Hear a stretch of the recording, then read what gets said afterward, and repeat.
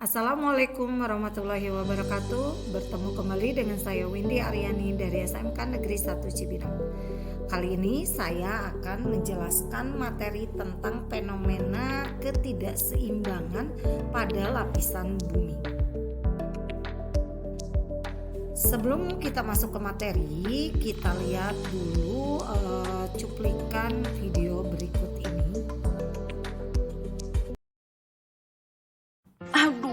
Udah pakai pelembut, baju masih bau apek. Itu bau kuman. Pakai pelembut saja tidak cukup. Pakai Kispray. Baju licin, Wangi parfum mewah. Kispray.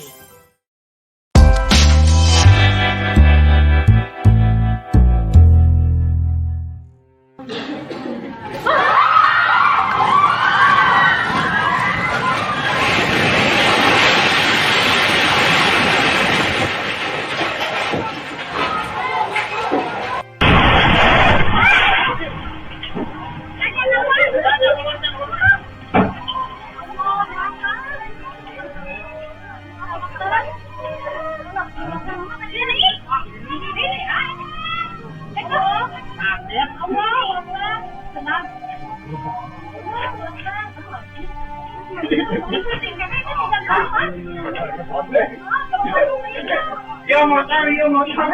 Yo ya kene.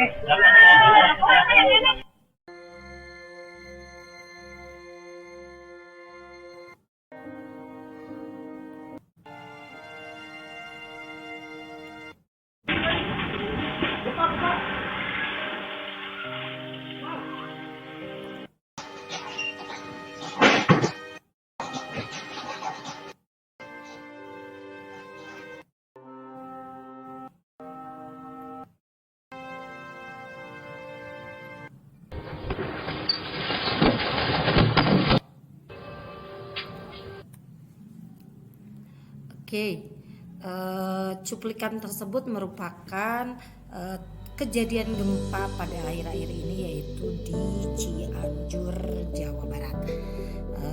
Maka untuk mengantisipasi seperti itu, kenapa sih terjadinya gempa? Gempa itu apa sih? Nah, maka di sini kita akan menjelaskan tentang apa itu bencana alam. Bencana adalah suatu peristiwa atau rangkaian peristiwa yang mengancam serta mengganggu kehidupan dan penghidupan masyarakat yang disebabkan baik oleh faktor alam dan atau juga faktor non alam maupun faktor manusia, sehingga mengakibatkan terjadinya timbul korban jiwa manusia, kerusakan lingkungan, kerugian harta benda, serta adanya dampak psikologis. Nah, maka di sini bencana itu terbagi menjadi dua. Bencana alam itu terbagi menjadi dua. Ada bencana alam meteorologi dan juga bencana alam geologi. Di mana bencana alam meteorologi ini adalah bencana yang berhubungan biasanya dengan iklim, sedangkan di bencana alam geologi ini adalah bencana alam yang terjadi di permukaan bumi, seperti gempa bumi yang terjadi tadi dan juga tsunami serta longsor. Nah, penyebab bencana alam itu di Indonesia biasanya itu karena posisi geografis Indonesia yang di antara dua samudra besar dan juga posisi geologis Indonesia berada pada pertemuan tiga lempeng utama dunia, yaitu Indo-Australia, Eurasia dan juga Pasifik. Nah, sekarang bencana alam ini yang biasanya terjadi di Indonesia apa saja sih gitu ya. Maka yang pertama biasanya adanya kebakaran, yang kedua itu banjir, yang ketiga itu adanya tanah longsor, yang keempat itu gempa bumi, yang kelima itu adalah tsunami. Maka di sini dengan adanya bencana alam ini, maka ada yang disebut dengan mitigasi bencana. Mungkin kalian berpikir apa itu mitigasi bencana? Mitigasi bencana itu adalah serangkaian upaya untuk dapat mengurangi risiko dari bencana tersebut, baik melalui pembangunan fisik ataupun penyadaran serta peningkatan kemampuan dalam menghadapi ancaman bencana. Ini tertuang dalam pasal 1 ayat 6 PP nomor 21 tahun 2008 tentang penyelenggaraan penanggulangan bencana. Tujuan dari mitigasi bencana ini apa sih? Tujuannya itu yang pertama adalah mengurangi dampak yang ditimbulkan khususnya bagi penduduk. Yang kedua, sebagai landasan pedoman untuk perencanaan pembangunan. Yang ketiga, meningkatkan pengetahuan di masyarakat untuk menghadapi serta mengurangi dampak atau risiko bencana sehingga masyarakat dapat hidup serta bekerja dengan rasa aman.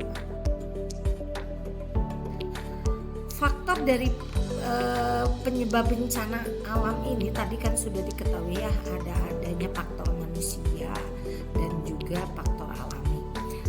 Yang pertama adalah kebakaran. Kebakaran faktor alaminya itu bisa disebabkan oleh Indonesia itu kan terletak di garis khatulistiwa, maka dengan panas matahari yang tinggi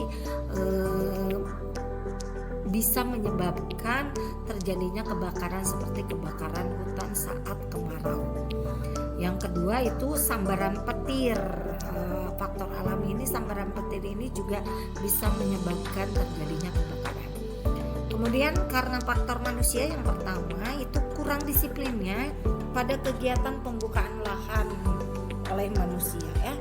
Kemudian yang kedua, kurangnya disiplin pada instalasi jaringan listrik pemukiman padat. Biasanya kebakaran ini terjadi pada pemukiman yang padat.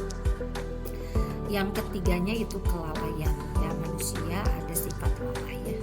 Yang kedua itu banjir. Faktor alami banjir itu yang pertama, faktor alaminya itu adalah perubahan iklim yang ekstrim hingga menimbulkan curah hujan yang sangat tinggi seperti kita di misalkan daerah Bogor itu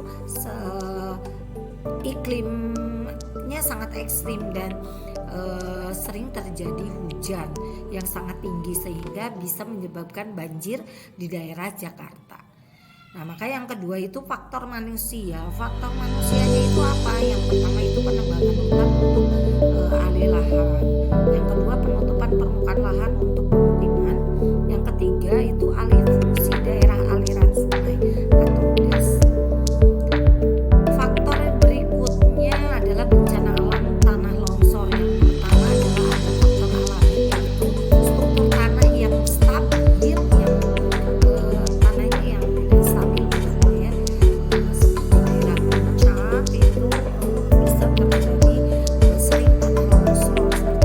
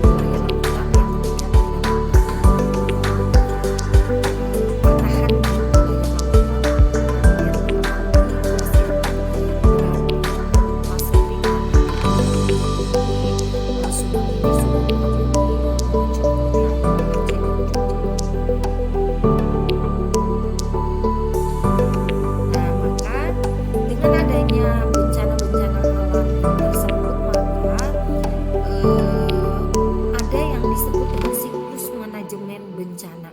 Bagaimana kita mengatasi bencana ini, menghadapinya dan mengatasinya. Di sini ada siklus. Yang pertama, siklusnya itu sebenarnya dibagi menjadi 3.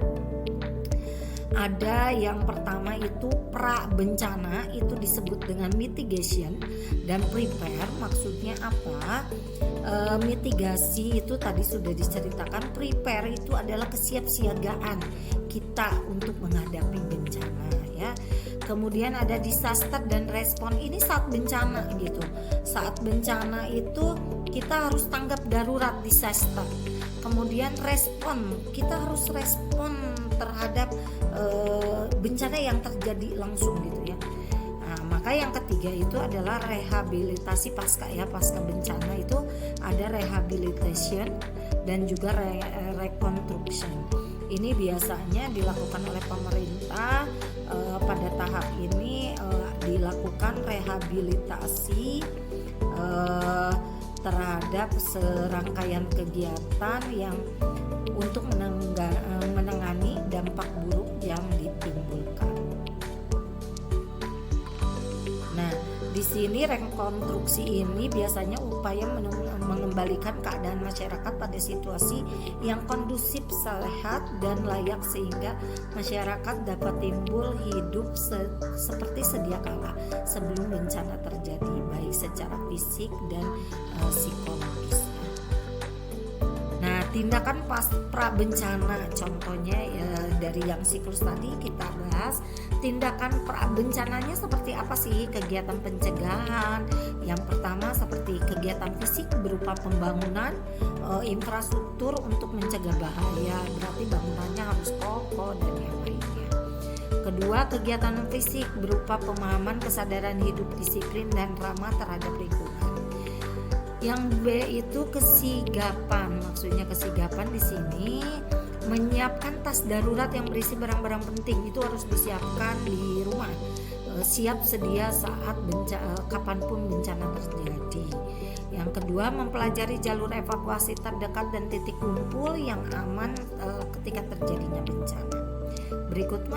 Berikutnya menyimpan nomor kontak komunikasi pihak-pihak yang berkepentingan. Ya, harus punya kontak ya. Peringatan dini ini jangan diabaikan. Peringatan dini, pemerintah biasanya memberitahukan peringatan dini seperti tsunami, itu biasanya suka ada peringatan dini. Gunung meletus juga peringatan dini. Peringatan dini ini disampaikan biasanya oleh pemerintah atau lembaga yang bertugas dalam manajemen bencana. Nah, tindakan saat bencananya itu apa yang harus dilakukan? Menyelamatkan diri nih dan menyediakan tempat pengungsian. Penyediaan tempat pengungsian biasanya sudah disiapkan oleh aparat setempat. Yang kemudian yang kedua, memberikan bantuan yang dibutuhkan baik secara langsung maupun tidak langsung, misalnya melalui lembaga sosial. Kemudian yang berikutnya, penyediaan layanan kesehatan darurat. Yang berikutnya adalah pendampingan psikoterapi untuk mengurangi trauma.